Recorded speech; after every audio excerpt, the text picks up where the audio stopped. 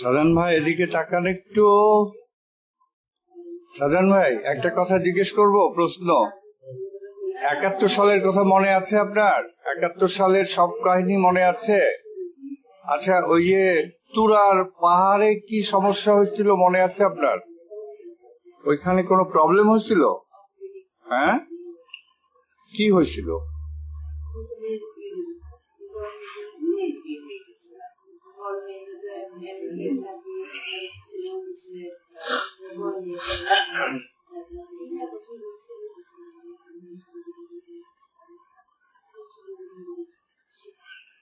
মনে আছে কি হয়েছিল একটু বলেন। এটা জানার খুব আগ্রহের জন্য যে আমি এই জিনিসটা কখনো শুনি নাই, কিন্তু আব্দুর রাজ্জাকের একটা ওই যে তৃতীয় মাত্রারই একটা অনুষ্ঠানের সেই প্রসঙ্গে বলছে, শুধু এইটুকুই বলছে, কি বিষয়টা কি সেটা আর বলেনি। সেজন্যই আরো এটা মানে জানার দরকার আর কি, কারণ জিনিসটা শুনে এক ধরনের একটা অস্বাভাবিক বিষয় মনে হয়। কি হয়েছিল তখন?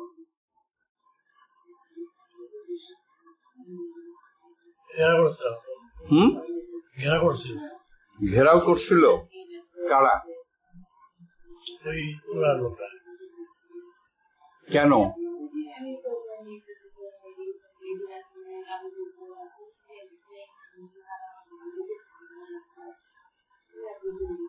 আসাম গভর্নমেন্ট। হ্যাঁ, আমাদের না, এটা কি আপনারা বাংলাদেশ থেকে মুক্তিযোদ্ধা গেছেন সেটা জানার পরেই ঘেরাও করে রাখছে? তো কি তাদের কারণটা কি ছিল? তারা কি চাচ্ছিল? কি এটা কোন মাসে হয়েছিল?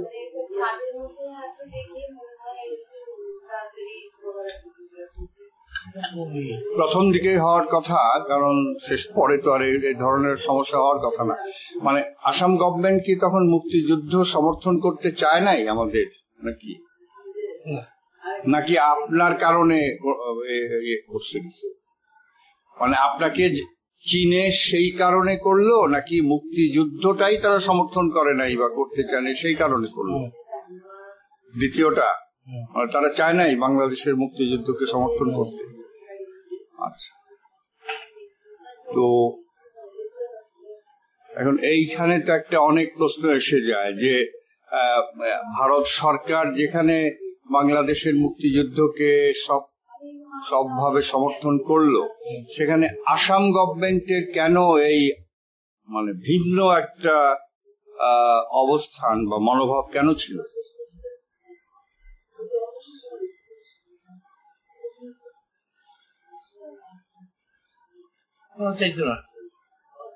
ওটা কি শেষ দিকেও তাই ছিল? তা তো ছিল না, কারণ আসামে তো আমাদের মুক্তিযোদ্ধারা অনেকেই ছিল, ক্যাম্প ছিল, ট্রেনিং হয়েছে, অনেক কিছু তো হয়েছে পরবর্তীকালে। আচ্ছা, যাই হোক, বুঝতে পারলাম কিছুটা। রাজ্জাক ভাই বলছে যে সেখানে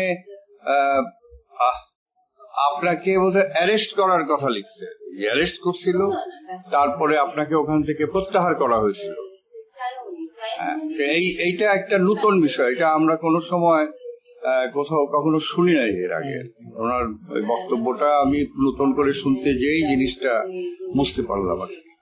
তো তারপরে ওখান কয়দিন ছিলেন এরকম, মানে ঘেরাও অবস্থায় কতদিন ছিলেন? দলবল সহ আপনার সঙ্গে সব সঙ্গী সাথী সহ, না আপনি একলা? একাই বন্দি করে রাখলো? আচ্ছা, তারপরে কি হলো এটা? তারা কোনো মামলা করলো বা কোনো আইনি কোনো পদক্ষেপ নিল, না এমনি বন্ধ করে রাখলো? তারপরে ছাড়লো কয়দিন পরে? তারপর আপনি ওখান থেকে কোথায় আসলেন? ওখান থেকে কোথায় আসলেন? না, আসামে তো এই ঘটনাটা ঘটলো না, তারপর ওখান থেকে কোথায় আসলেন? আচ্ছা,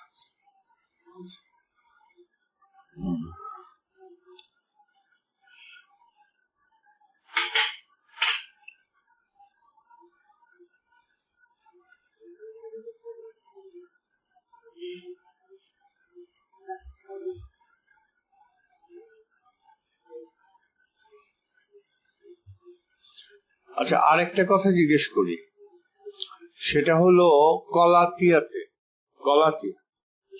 কলাতিয়ার যে আপনাদের বৈঠকটা হলো, আপনাদের যে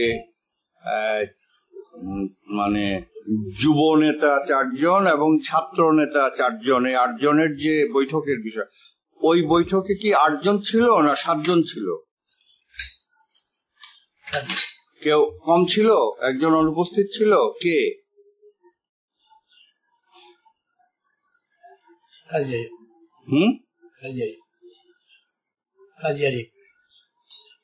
না না না না না, আরিফ ভাই তো আর ওই 8 জনের মধ্যেকার না। উনি তো 4 যুব নেতার মধ্যেও নাই, ছাত্র নেতাদের মধ্যেও নাই। এখন আমার যদ্দূর মনে আছে যুব নেতা 4 জনই উপস্থিত ছিলেন। আপনাদের 4 জনের মধ্যে কেউ অনুপস্থিত ছিল?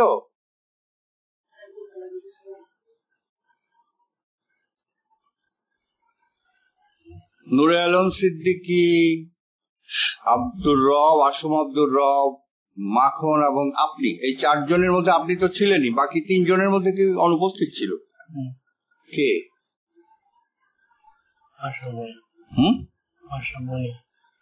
না না না, মার্শাল মনিও তো এর মধ্যে না।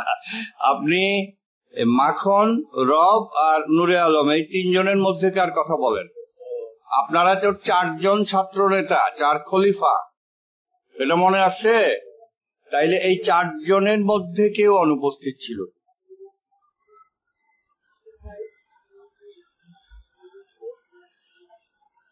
আচ্ছা, বৈঠকটা কোথায় হয়েছিল বলেন তো দেখি, মনে আছে? কোথায় হয়েছিল?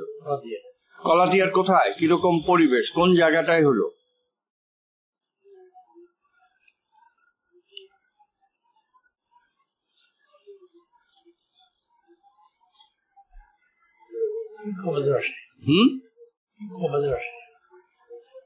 ইকোর বাসা না, ইকোর বাসা না, গগনের বাসা, গগন রতনদের বাড়ি। আচ্ছা, আমি আপনাকে মনে করাই দিই, গগন রতনদের বাড়িতে একটা বিশাল একটা পুকুর ছিল, দিঘি। সেই দিঘির এক কোণায় আপনারা বসছিলেন, তাই না? এক কোণায় আপনারা বসছিলেন, অনেকক্ষণ ধরে বৈঠক হয়েছে। একজন কেউ উঠে আসছিল বৈঠক থেকে, মনে আছে? কে?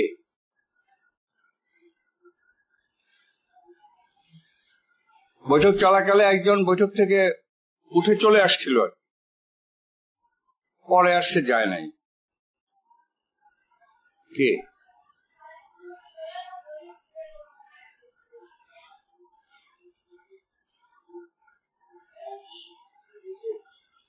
মনে নাই সরেন ভাই? আচ্ছা, আপনি এই যে বলেন যে এই 4 খলিফার নামগুলো বলেন দেখি, 4 জনের নাম বলেন, আপনাদের ছাত্র নেতা 4 জনের নাম বলেন। হ্যাঁ হ্যাঁ হ্যাঁ হ্যাঁ,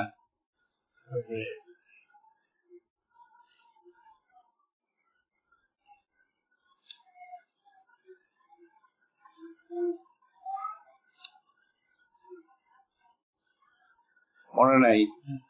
মনে নাই? আব্দুল কুদ্দুস, মাখন, হ্যাঁ হ্যাঁ। এইটাই এখন ব্যাপার হলো যে আপনাদের তো সবারই ওখানে যাওয়ার কথা ছিল, এমনকি শেখ সাহেবেরও ওখানে যাওয়ার কথা ছিল।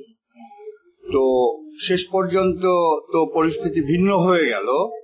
তো আপনারা গেলেন, কিন্তু তার মধ্যে সবারই যাওয়ার কথা ছিল, সবাই আন্তরিকভাবেই সেখানে যাবে। কিন্তু আমি বলছি যে কোনো কারণে একজন সেখানে অনুপস্থিত ছিল, এই একটা প্রশ্ন। আরেকটা দ্বিতীয় প্রশ্ন হলো, কেউ একজন মিটিং থেকে উঠে চলে আসছিল। 2টা প্রশ্ন।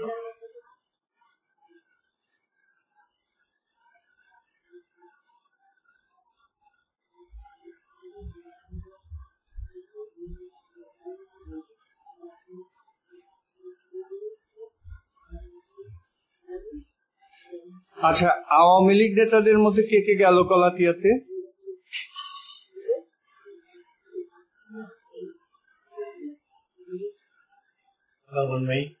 না, গগন তো অনেক জুনিয়র নেতা। আওয়ামী লীগের সিনিয়র নেতাদের মধ্যে কে কে গেল সেখানে? ওই যে কলাতিয়া গগনদের বাড়িতে কেউ গেছিল? কে কে গেল?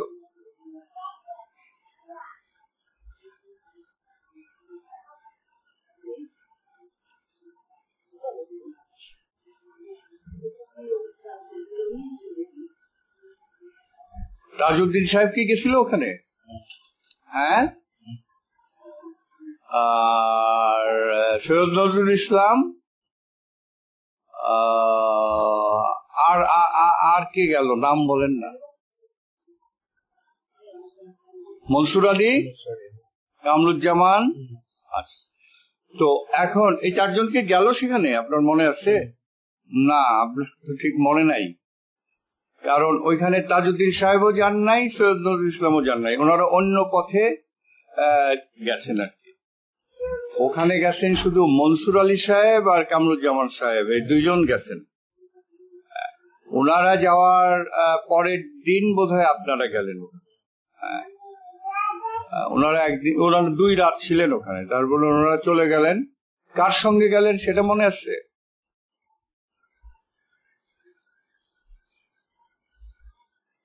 মানিক। কোন মানিক?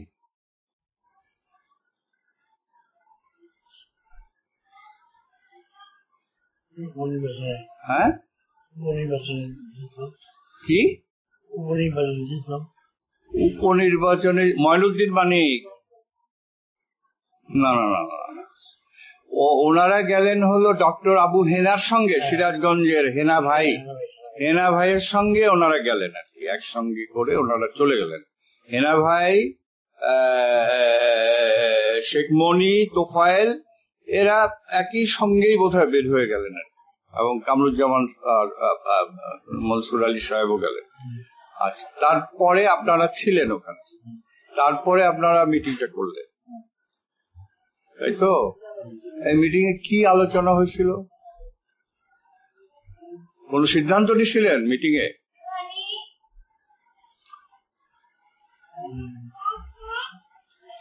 আচ্ছা, ধরেন আপনাকে একটা সহজ এবং সাধারণ প্রশ্ন করি, এই মিটিংটার গুরুত্ব কি? 71-এর মুক্তিযুদ্ধে আপনাদের এই যে 8 জনের বৈঠকটার গুরুত্ব কতখানি বা কি?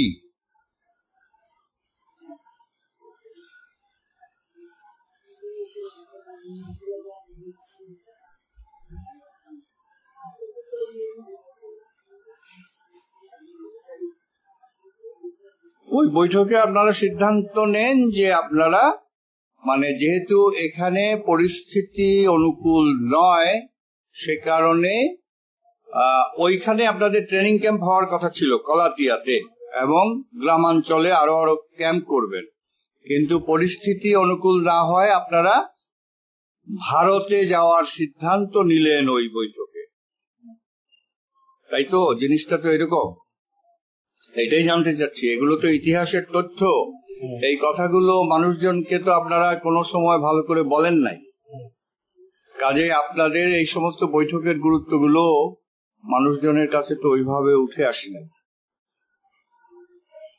আচ্ছা, ওইখানে আর বলেন, ওইখানে আর কাকে কাকে দেখছেন গলাতিয়াতে?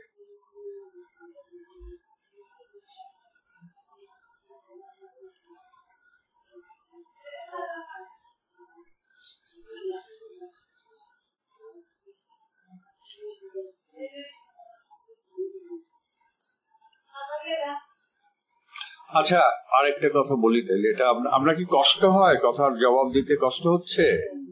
তাইলে তো বেশিক্ষণ কথা বলা যাবে না।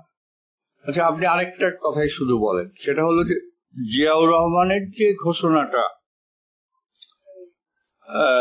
রেডিওতে যে শুনলেন, কোথায় শুনলেন, কবে শুনলেন? না, সেটা তো বেতার কেন্দ্র। আপনি কোথায় বসে এটা শুনলেন বা জানলেন যে এরকম একটা ঘোষণা হয়েছে?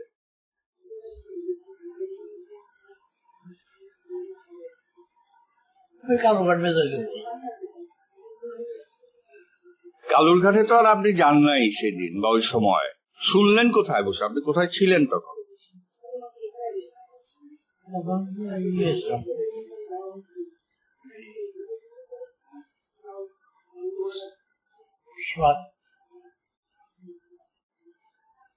জি, শুনলাম যে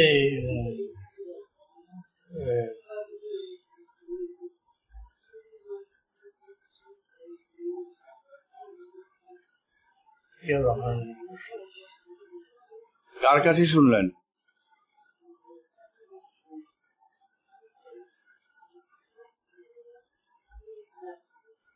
ওই ইয়ের কাছে।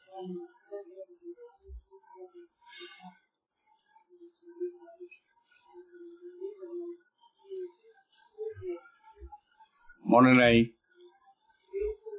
আপনি কলাতিয়া কবে, কেরানীগঞ্জে কবে আসলেন? ঢাকা মানে নদী পার হয়ে কেরানীগঞ্জে কবে গেলেন? মন্টুদের বাড়িতে কবে গেলেন? তারিখ মনে আছে? নাই।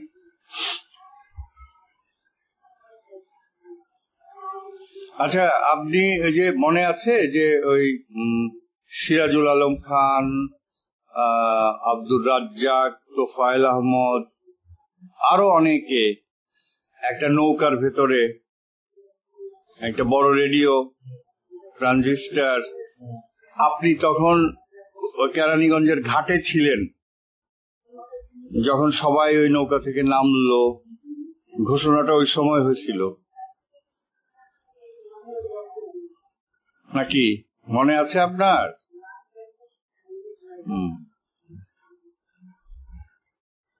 আচ্ছা, ঠিক আছে সাজান ভাই, আপনার তো হয়তো একটু কষ্ট হচ্ছে মনে করতে। আমি পরে আরেকদিন ওই আমার রেকর্ডারটা নিয়ে আসবো, অডিও রেকর্ডার নিয়ে আসবো।